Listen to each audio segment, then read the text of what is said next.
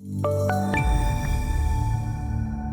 British pound opens the week hitting a 5-month low. Now, most of that can be attributed to the rally in the dollar, something that's been going on since June 1st. However, now starting to pick up some steam and starting to really build some momentum to the downside. Clearly, there's some COVID re-emerging pandemic risks out there, which are obviously going to keep the central banks in play. Likewise, the risk-off trade, we saw that evident in equities and the dollar rallying, as I mentioned. So the dollar, really the story here, not necessarily a weak pound, but certainly now has the deck stacked against it.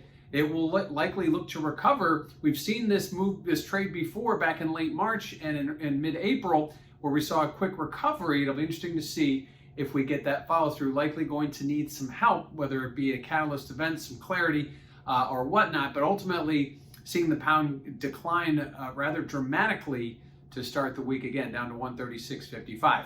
Now, what does this mean for volatility? Well, if you check out that CVol index over at cmegroup.com, you will notice that volatility trending higher. Well, when you're looking to break out of the range, you get to the edge of the trading range, so to speak, and yes, volatility is bidding as the pound declines. Likewise, likely we'll see it come off a bit if we rally back into that old range. But at this point, we haven't seen that, so keep an eye on that volatility chart.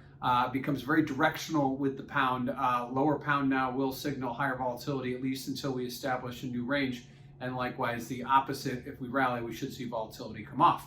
Lastly, what do we hear from the Bank of England? Well, incoming Governor Catherine Mann, she talked today about not exiting the stimulus that they put in play too prematurely, which comes on the heels of several other governors talking last week about possibly speeding up that transition. So a bit of a tug of war there, almost mirroring what we're seeing here from our Fed.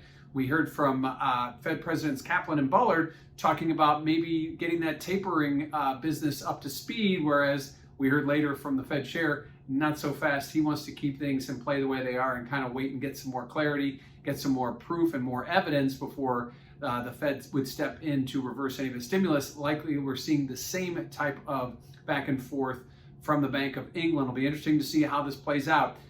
They've been very much waiting for sort of a window to get back in and maybe take their foot off the gas. And if that doesn't happen, obviously that's another bearish variable to keep in mind for the pound. So starting the week off, a 5-month low for the pound based mostly on a stronger dollar and a lot of uncertainty around COVID, the economic recovery, and what the central banks can and can't do.